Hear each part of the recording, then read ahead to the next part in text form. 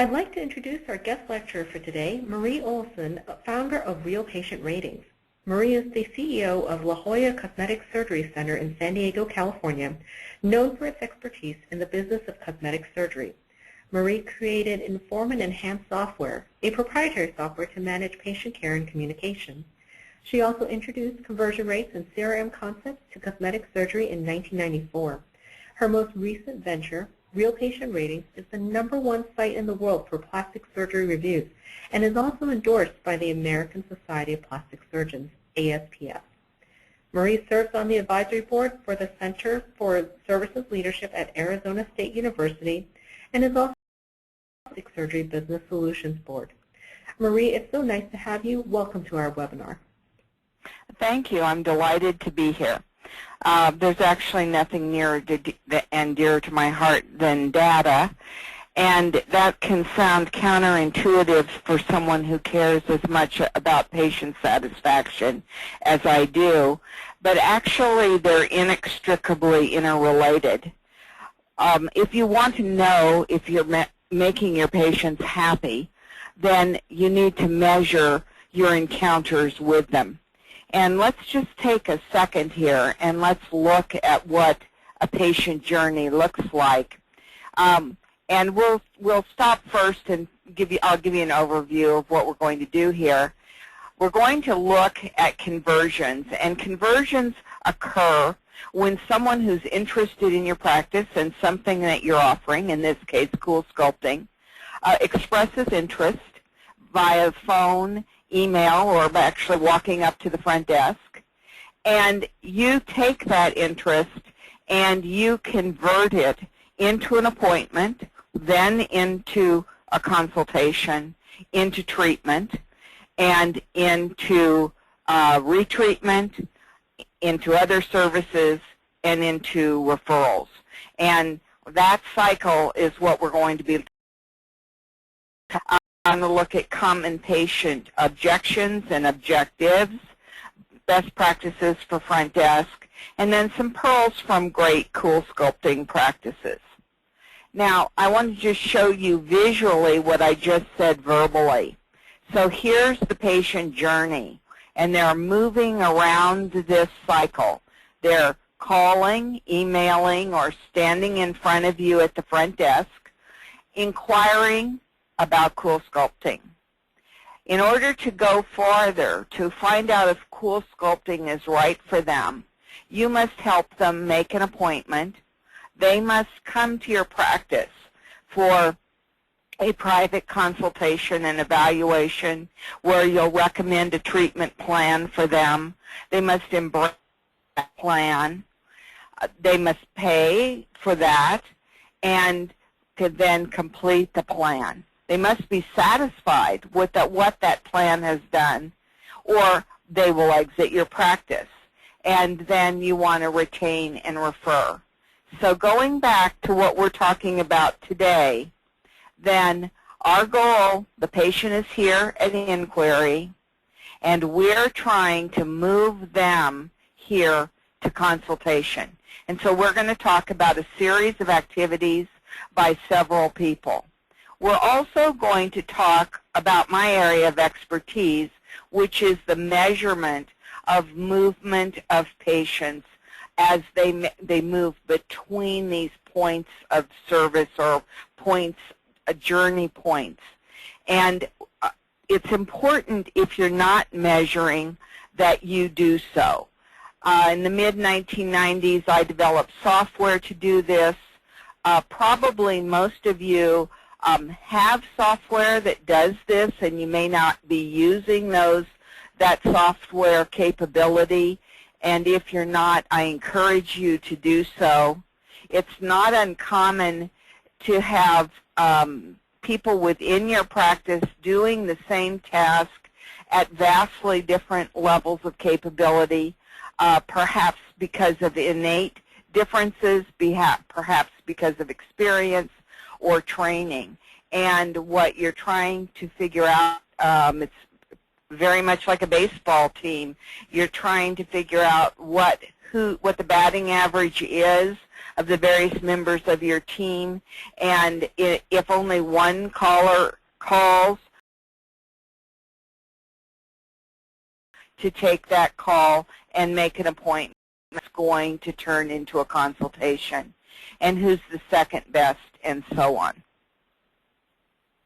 And ultimately, believe it or not, some people are better at ultimately having people have more treatments completed than others.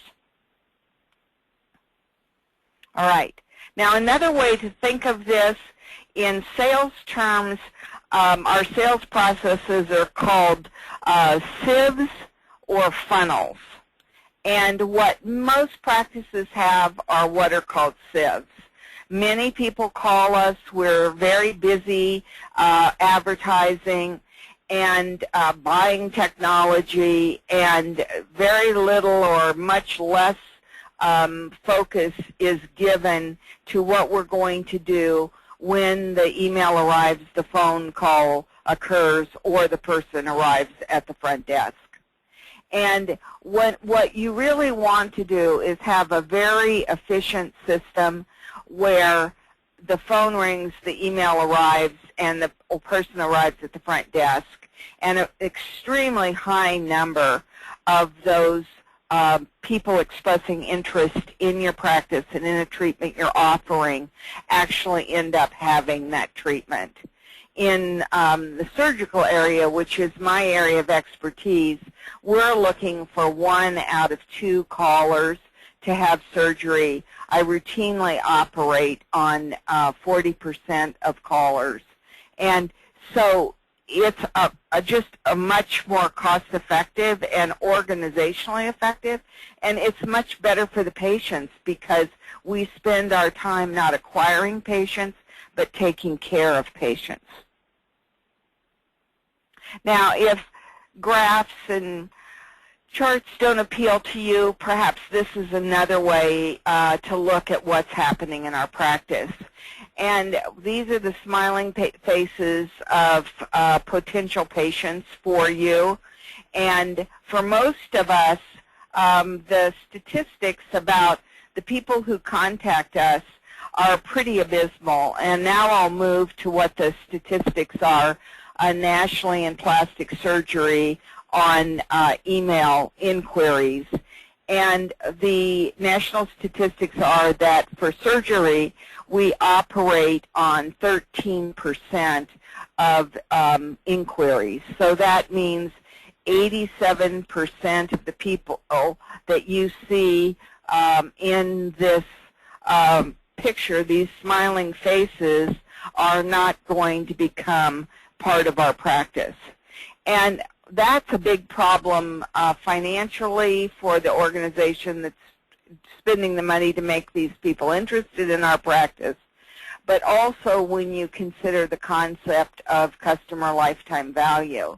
So it is not only what these people were going to spend for whatever initially attracted them to your practice, but what they would spend in retention and future procedures, and what their friends and family would spend. And there's an analogy in car dealerships, particularly since these are all relatively young people. If a brand can attract a young person and they really become emotionally aligned with that brand, the acquisition of a fair, let's say a car that costs $20,000, the customer lifetime value of this young person can be hundreds of thousands of dollars.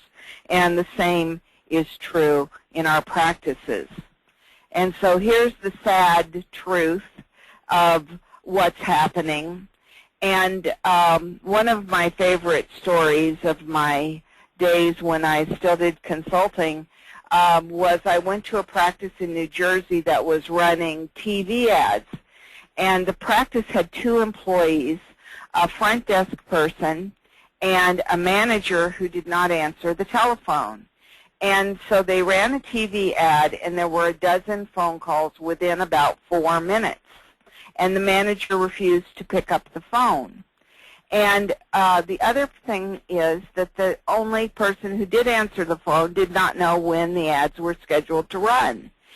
So if you can imagine a more appalling waste of money and goodwill, it's just hard to fathom. So what you really want is to say, if I have one person to take incoming new patient activity, then I want an advertising modality that gives me one patient at a time, so I can take care of that patient through a really long communication and education process that sends them straight to treatment. In the long run, you'll be much more effective and successful. So my goal today is, by the end of this discussion, that there'll be more smiling faces on this procedure count than you're seeing in your practice right now as a result of the thoughts that I'm sharing. A little bit about myself. I am passionately devoted to quality patient care, and I've been surveying patients for 25 years. I've been involved in a cosmetic practice for 25 years, and trying to understand their needs and to help them has led me to develop a CRM software company to write and speak in plastic surgery related to patient care and communication, to reach out to consumers to try and teach them to how to select good care providers, and ultimately to found Real Patient Ratings. And I did this once I realized the consumers were going to read reviews from other consumers, and that's how they were going to choose doctors. And so then I thought, now we really got a problem, because the review systems out there are so flawed, and so how do we get true reviews out there for consumers to find? The other underlying issue for all of this is that if you are truly a good care provider, it's expensive. And so you need to learn how to be an effective business, and you want to have quality people in your practice, and you need to attract and retain them.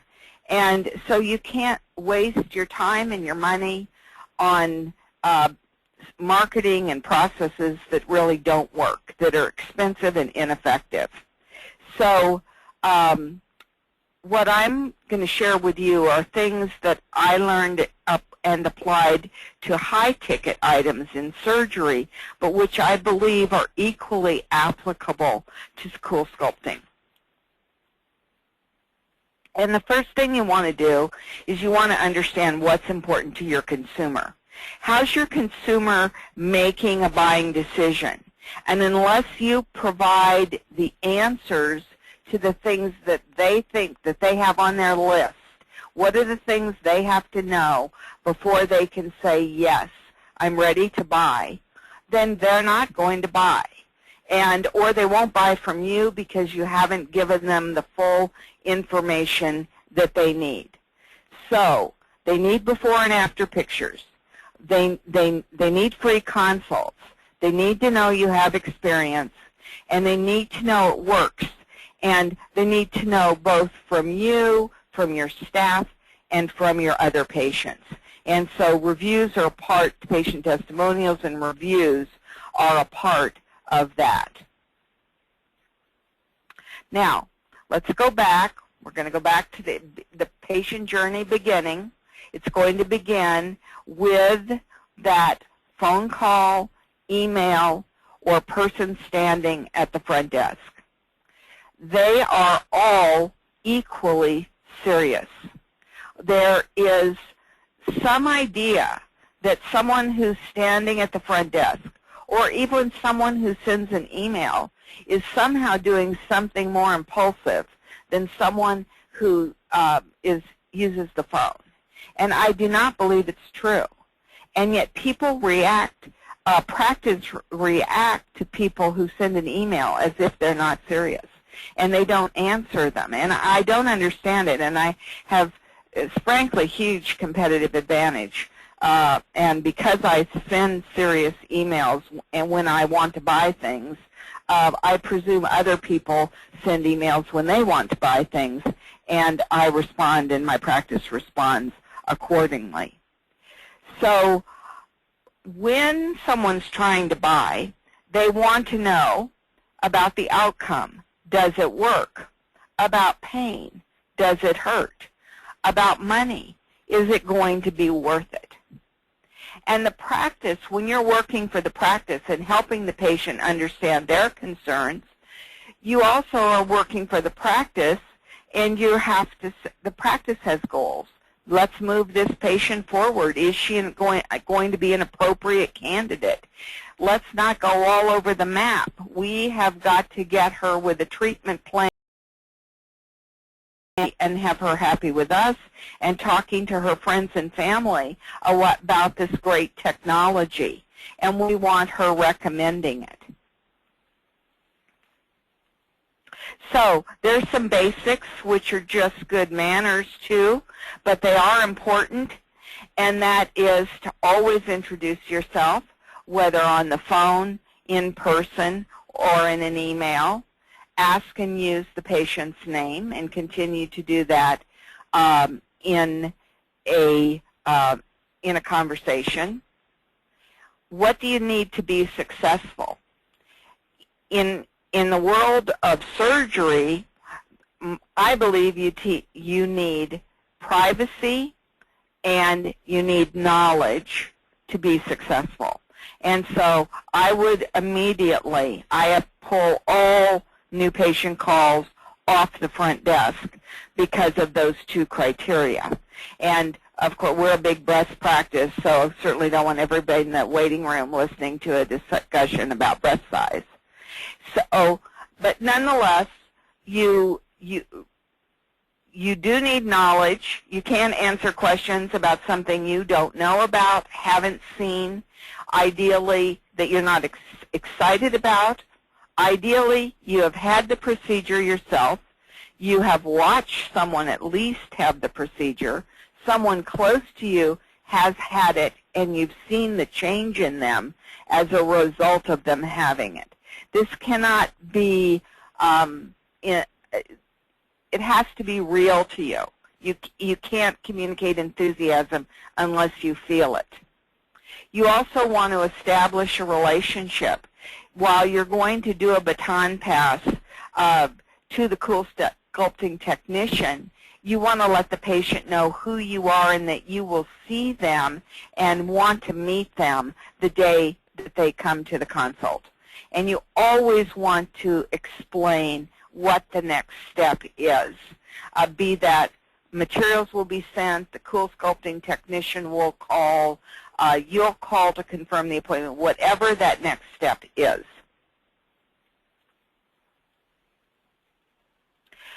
I think it's always important, no matter what you're doing, to remember what is it that I'm trying to do here. I'm trying to make an appointment, yes, but I'm trying to make an appointment for a consultation, that someone appears for a consultation. I'm not trying to make an appointment that becomes a no-show. So I have to spend enough time, generate enough enthusiasm for the patient to appear for this appointment. And you're going to be supported by what the Cool Sculpting technician does as a result of you having made the appointment. But still, this isn't as simple as being in a general medical office where someone has a migraine and absolutely has to be seen. They could decide they are going to go somewhere else, or this was a fleeting thought. So you need to be deeply committed to helping them be excited about making this appointment. And you need to be excited about your own practice and why doesn't make an appointment, you have lost the opportunity for them to have any other services from your practice.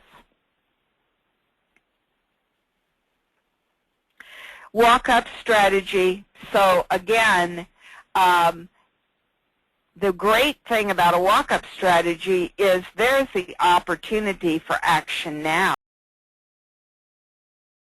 Cool Sculpting leader of available to talk to them right now and to heighten and take advantage of their immediate interest, that's the greatest advantage of the walk-up strategy to me.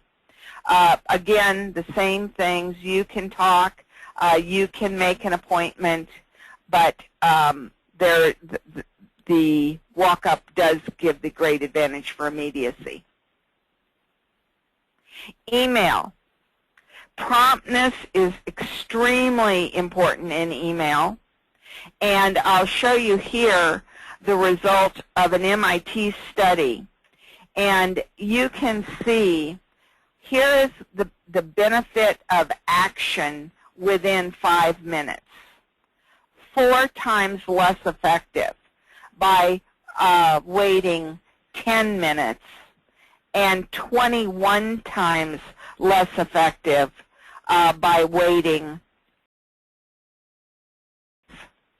So if you're a team lead, practice manager on this phone, and you're assigning email responsibility to someone, then as a part of that responsibility, they need to have pop-up notices when emails arrive. They need to have pre-done emails ready that they can edit quickly, and they need this time within their job description to take advantage of this huge competitive advantage of a quick response. Crafting your uniqueness is extremely important, and this is something that is really both done by the staff but also by leadership. Why is your practice important to patients? Why should a patient choose your practice? We just had a meeting in our practice last week and we're having our 25th anniversary, and we talked about our values and why patients should choose us and what we do and who we are as a practice and as a team. And I don't leave it to chance how we see ourselves. And so, things that you can talk about are the number of patients you've treated, how long you've been treating patients, what range of services you offer. If you're a surgical practice as well that offers CoolSculpting, you have the great opportunity to offer a guarantee. You can also offer special rates and for injectables while they're undergoing CoolSculpting treatments. If you have 2 systems, you can treat people in half the time, or you can treat friends or spouses or partners. You can pump up about your doctor who participates in clinical trials, or if your practice is a teaching center. You can find ways to make your practice special in the eyes of patients, and you should know what those things are, and it should be on a list that's available to your staff.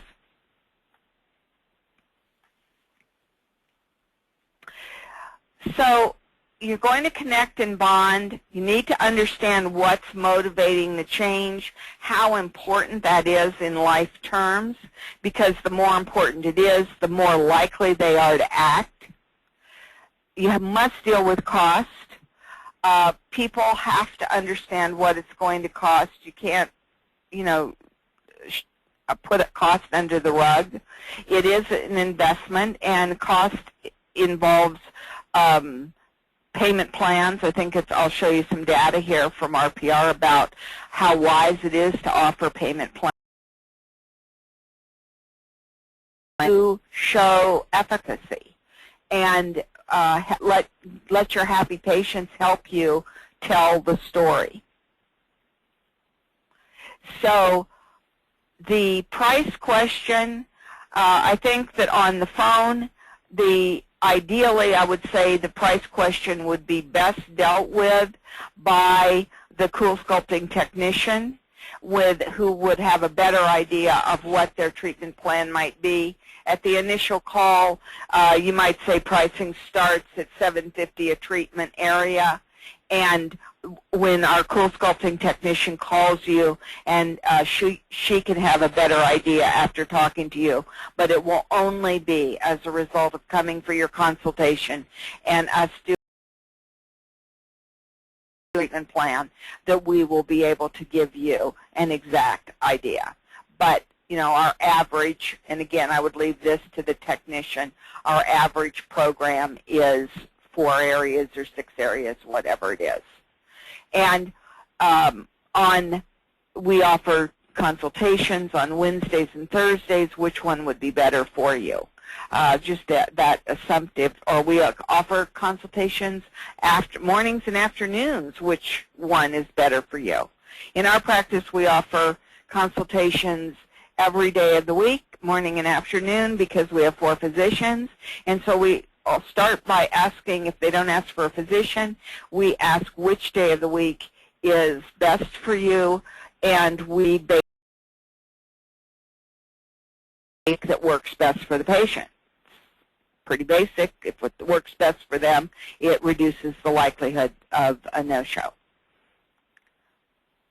All right, now, CareCredit. I'm of helping patients figure out how they're going to pay, because once they figure that out, then they actually go ahead and buy.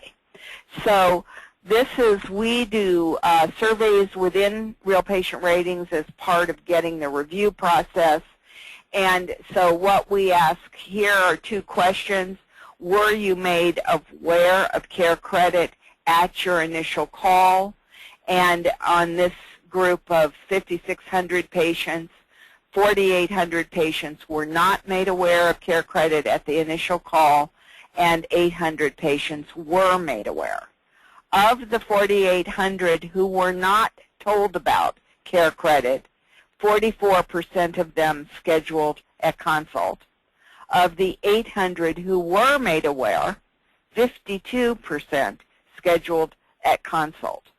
So this is a 16%, or 1 patient in 6 scheduled at consult as a result, more at consult as a result of being told about CareCredit at the initial call.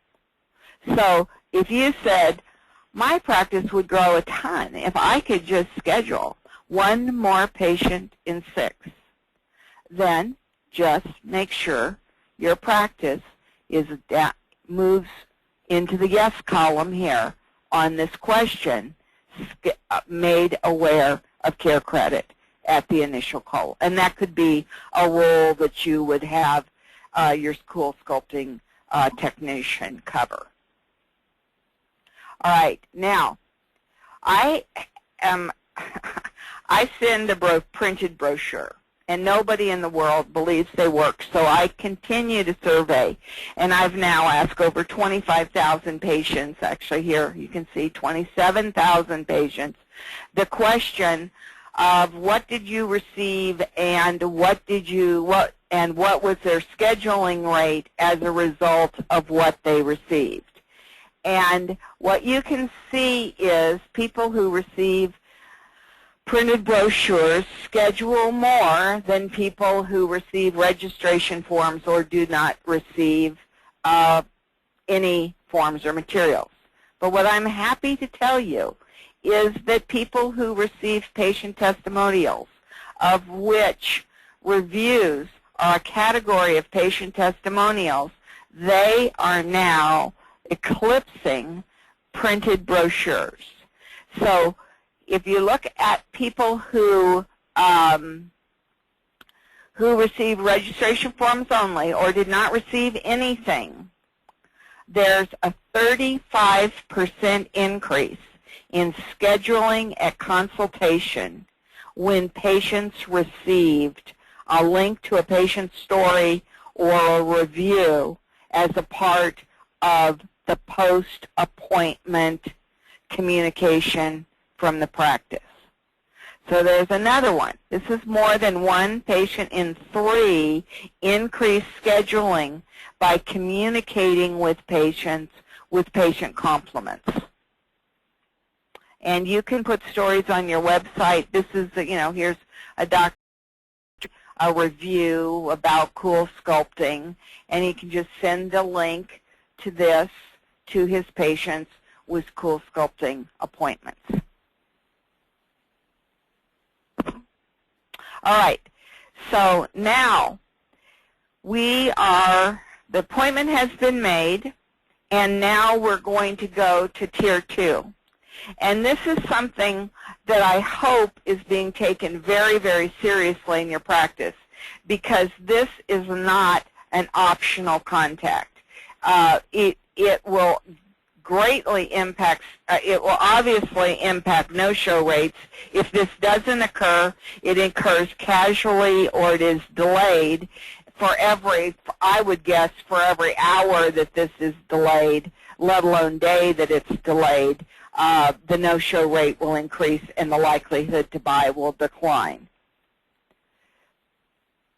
So the Cool Sculpting team leader, or whoever is going to, ideally whoever is going to care for the patient, the direct caregiver, calls the patient and does basically a re-discussion, a reappointment call, and to connect and bond with the patient so that the patient comes and has that consultation.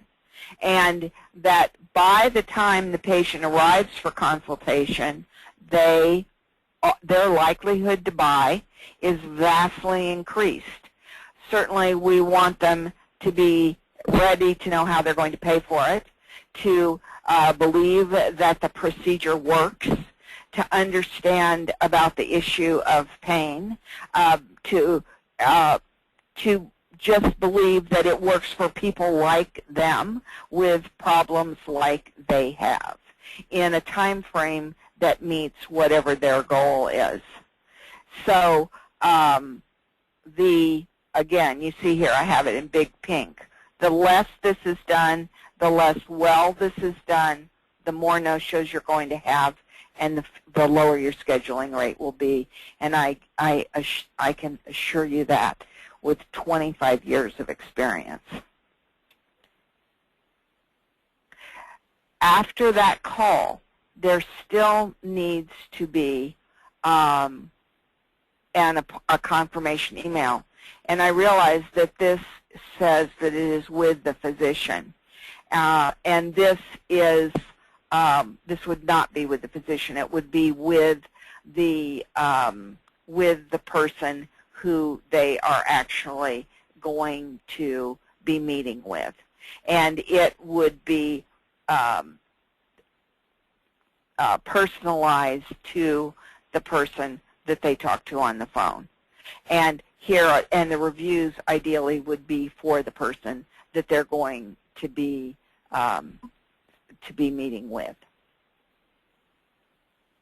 And here is a couple more Cool Sculpting reviews. This is another cute way to use Cool Sculpting before and after photos. You know, photos are just the most powerful way to communicate efficacy. And you can see this was posted, and there's almost 300 likes within just a minute, it looks like. People like this technology. And you can also, someone asked in the earlier session, how would you didn't book at consultation? Well, I would use that, like I would use if I had a social media posting, I would send that and say, just, you know, so nice to meet with you the other day, and I don't know if you saw this posting that we just did on Facebook about this great result. But I would just, you know, just soft contact. And then here's day of consultation. You always want to prepare them in advance, verbally describe what is going to happen to them. You can also actually write it. You'll come to your consult, and this is what will happen. I have it on my website exactly what is going to happen at the consultation.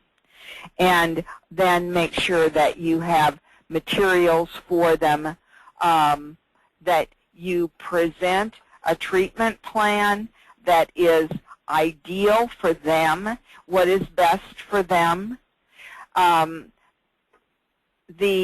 This never assume what a patient is willing to pay reminds me, my husband talked about a lady coming in this sort of little dress, and he thought, oh dear, this lady cannot afford the facelift, you know, that she's coming here for.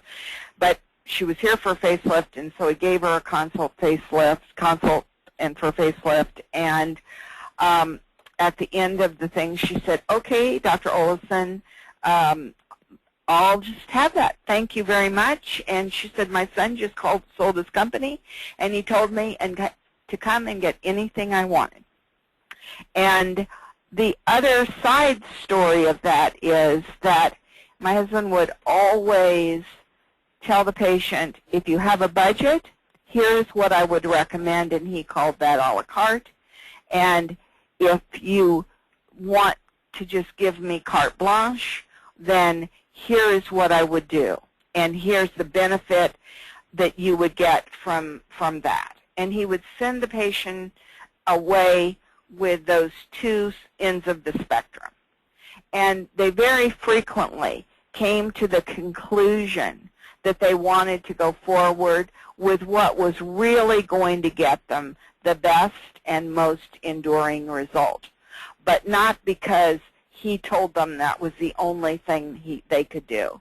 And so I think that giving them options, here's one way to do it, this will get you this at this price, and here's the carte blanche option with more treatment and this anticipated result. And you think about it.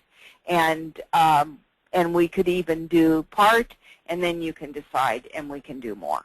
But don't think any for them. They will decide. And there is the great advantage of this reduced cost in package pricing, which patients really do appreciate. And there should be great plan about what are you giving them, what does it look like, is it branded, is it presented nicely. This isn't a casual thing. If they're going to spend substantial money, you want them to come be part of your practice for a long time. I don't think anything should be photocopied. I think it should all be originals with their name. It should be, you know, it should be elegant. We're asking them to spend some real money. Business card of the Cool Sculpting team leader, it should be a professional presentation that reassures them about the quality of your practice and the professionalism of your practice. Now, here we are, and there's many more smiling faces here, hopefully, for you as a result of these ideas.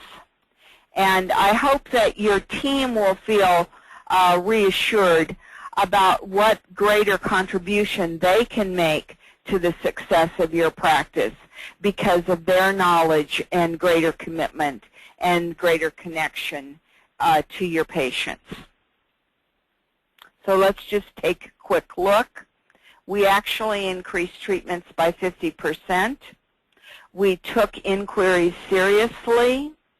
We made sure we had knowledgeable staff who knew about Cool Sculpting and ideally had Cool Sculpting, who followed up as promised. They knew the answers with does it work. We had before and afters on our website and materials in the practice. We helped patients afford it. We had offered payment plans that had links to them on our website. We helped the patient know that they would be happy with reviews and testimonials. We followed up. We demonstrated quality service at key encounters, and we provided a friendly professional experience with our practice, making them want to stay a part of our practice and to encourage their friends and family to do so.